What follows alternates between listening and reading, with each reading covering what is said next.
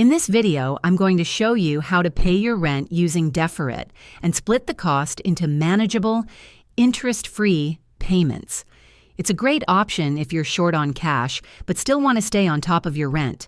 First, open the Deferit app or log in on their website. If you don't have an account yet, it only takes a minute to sign up. Next, tap Upload a Bill and choose your rent invoice.